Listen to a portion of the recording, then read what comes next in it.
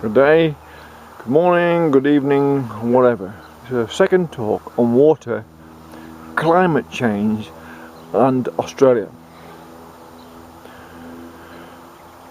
The old talk about water and climates and whatever in Australia is basically muffled because through politicians and media and celebrities crowding out the conversation with what is mostly meaningless politically correct jargon that makes no actual sense if we have any scientific understanding about the meanings, the geographical meanings of climate itself.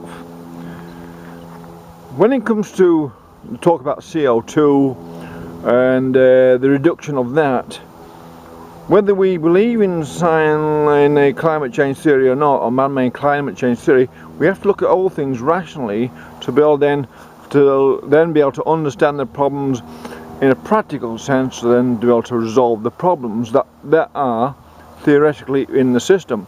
Nonetheless, there are some great benefits in doing that, because when it comes to Australia, which suffers a series of droughts, there are ways of dealing with that using hydrology and new age hydrological systems, which is taking water out of the air, using wind, sun and coal. You can use all the three. That then, because if you know the mean average humidity in the air over a 10 or 5 year period, that will give you a sort of an average flow of water or storage facility, possibility of potential of water over that period of time, that then allows quite an accurate measurement of what the result or the productive result of that will be as far as vegetation is concerned. And this is the important bit when it comes to CO2. And this is where the Greens are not environmentalists, the left are anti-environmentalists, because they're against conversations that may help the environment and the people's environment, the economic environment. So it's an holistic environmental approach what's needed, not just a sort of purist look after the trees and the grass and the birds and stuff the people attitude, which the left have taken up. The left are against cudgels against the people to preserve a few frogs and flies or whatever they say stops a dam being built, or whatever it is they protest against, which is almost anything that makes sense when it comes to environment. Now, if you say, I'm using as an example because there's plenty of examples of anywhere there's a coal mine, you can put a new power station like a healer, because the Chinese are doing lots of them, so we should be able to have equal rights to Chinese to have coal-fired power stations. If you want to have equality, let's have equality. Okay, let's talk about what it means in that sense. So we have these and we create water. Now if you create a constant supply and flow of water, then you can obviously grow an awful lot of trees that then take in the CO2 out of the air, which windmills cannot do. You have to create lots of CO2 to make a windmill. This way is a practical and scientific way of reducing CO2, because if the amount of CO2 put out by a coal-fired healer station, for instance, would be less than the amount of CO2 taken out of the air by the eventual amount of foliage and greenery you created through the generation of water and energy to pump that water. And this is another way, and a very simple way of looking at the problem of CO2, if you want to look at it that way. If you want to see, okay, we're not going to argue about climate change anymore, we're going to argue about what we're going to do about it.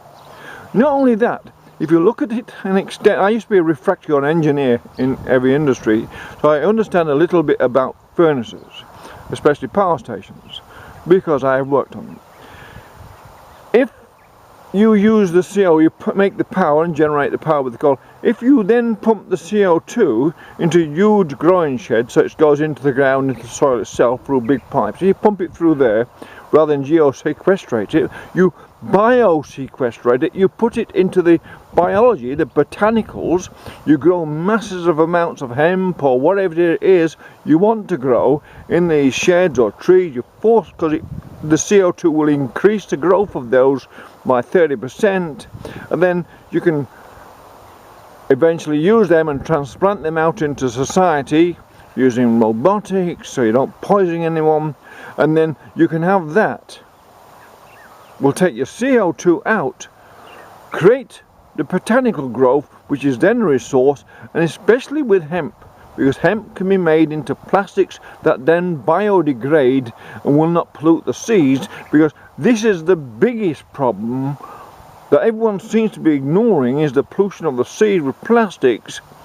And if we'd have concentrated on that rather than what's in the air, then we would say, yes, Greenpeace is genuine, yes, the left are genuine, yes, Al Gore's genuine, yes, they're genuine because they're talking about something that's a real concern.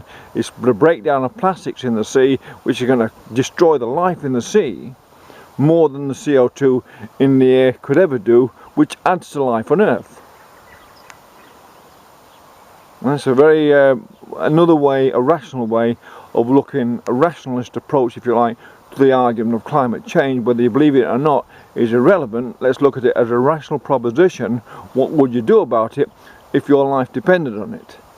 Not what would you do about it if people's life who were not even born depend on it, will be born simply into the time-space paradigm they will exist through and evolve through. So that's it. It's very simple, really. There are no real water problems.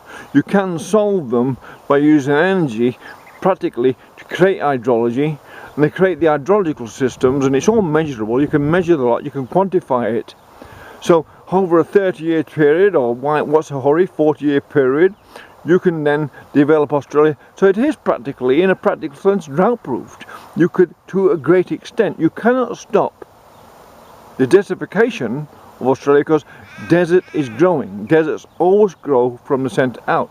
But you can engineer what I call microclimate engineering within areas to then facilitate a great amount of greenery, which then takes out the CO2, which then eventually, when you do close your coal-fired power stations down, you've then created the growth, which then absorbs the CO2 out of the air, and then you actually achieve the purpose you set out to do without damaging the economy, but improving the environment at the same time. And that is environmentalism from a positive point of view, rather than environmentalism from a regressive point of view, which the left and people like Al Gore are involved with. And it's time the young people woke up to the fact these people are not on their side, they're working against them. My name is Anonymous. Democracy depends on anonymity. Equality is that. It's not an elite authority telling you how to think, it's you thinking for yourself.